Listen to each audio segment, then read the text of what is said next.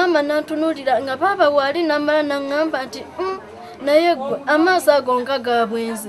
Omwana Naroga Ramulanga ayambibwako bba wa nnyina Musisi Sulaiman atutte nnyina Fatuma Kisaakye ku poliisi Kawempe ng'ayagala amulage kitaawe amuzaala. Naye azaala taata tayagalira ddala. Ye kati nze mbadde mmaliridde mwenoonyezi. Bwe mubuusa tayagala era nzigirayo akambe oluusi ayagala okunkuba. Emmamba n'omutima bafaanaganya amannya. Bwe muba mukiwakanya mubuuzeeko ab'ebyobutabo. Bano batuuze ba Kawempe bwayise okulya n'essimu lya bypass mu ggombolola y'e Kawempe mu disitulikiti y'e Kampala.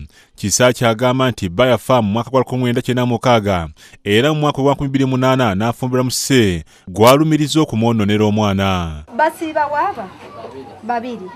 Kati mu kusiiba waaba babiri sikyekakasa nti kituufu olw'ensonga saamukebera siri musawo. Naye abantu bye bajja bambuulira bye byanjigiriza okufaayo okunona omwana. Bwe natumye omwana ono ajja anzijanjaba mwami yamugaana okujja n'aweerezaamu mutabani we ono n'amulekayo. Ne bamuga nti omuwala yandyozezza empale za nnyina gw'oleseyo ate n'oweereza omuwala omulenzi n'addayo ono n'ajja.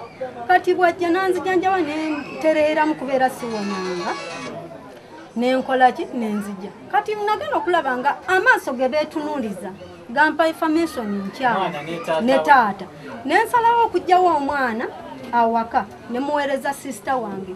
Kisaakye alina abaana 5 mu basajja 2 nga Musisi ye w'okusatu nga amasena y'emyaka 4 kyokka nga ye tamulina omwana.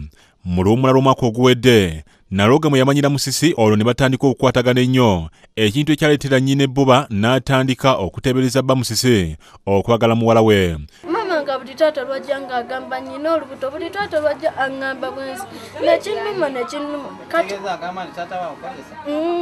ku poliisi Kisaakye ategeezezza Bukedde TV nti lomu puresha zaamukuba n'alaba Musisi ng'akwatirira amabeere ga muwala we ekintu mama kyagamba nti omusajja amwononedde omwana. Weeweeta ngawe ndi ku mwana aweeweeta amatu mu mabeere gw'olowooza